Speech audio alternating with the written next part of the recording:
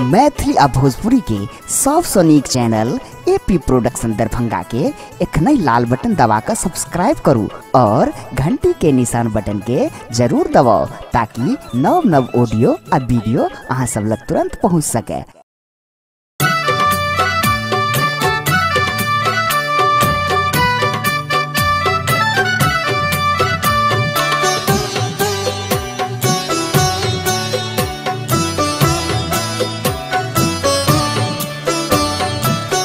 अपने सब सुन रहल छी एपी प्रोडक्शन के प्रस्तुति।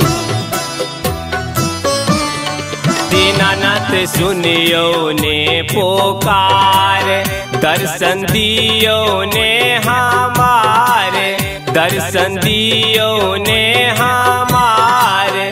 हम सब अर्घ लेने छे ठारे, भोर भीने सरसा।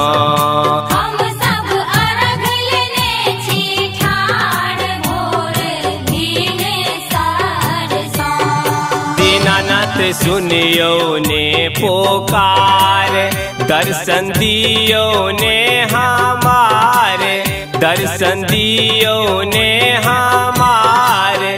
हम सब अर्घ लेने छे ठारे, भोर भीने सरसा।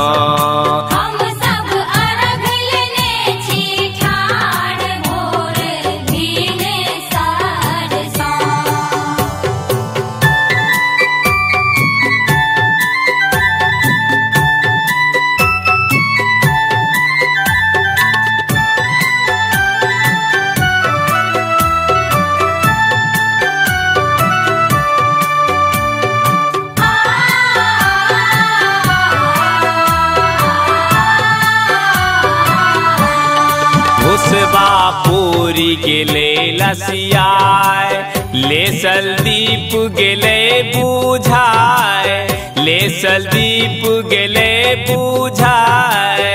आहाँ गेलो का तनुकाए, भोर भीने सरसा।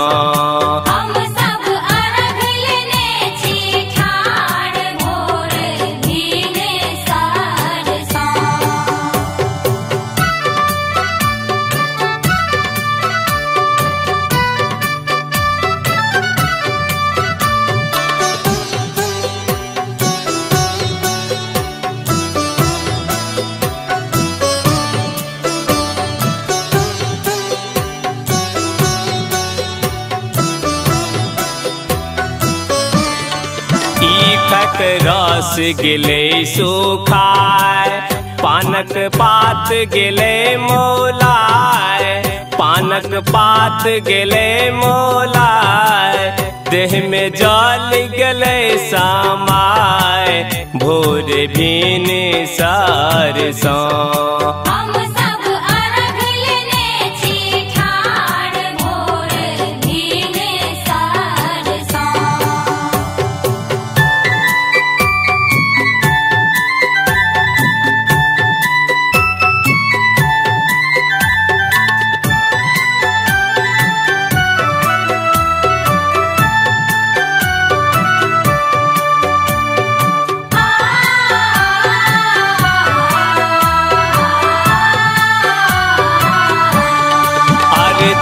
विनती सुनियो मोरे, हम त नाम जपै छी तोरे, हम त नाम जपै छी तोरे।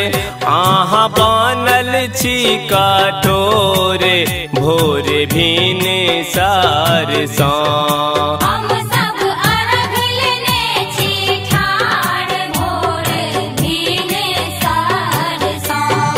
दीनानाथ सुनियो ने पुकार, दर्शन दियो ने हमारे, दर्शन दियो ने हमारे।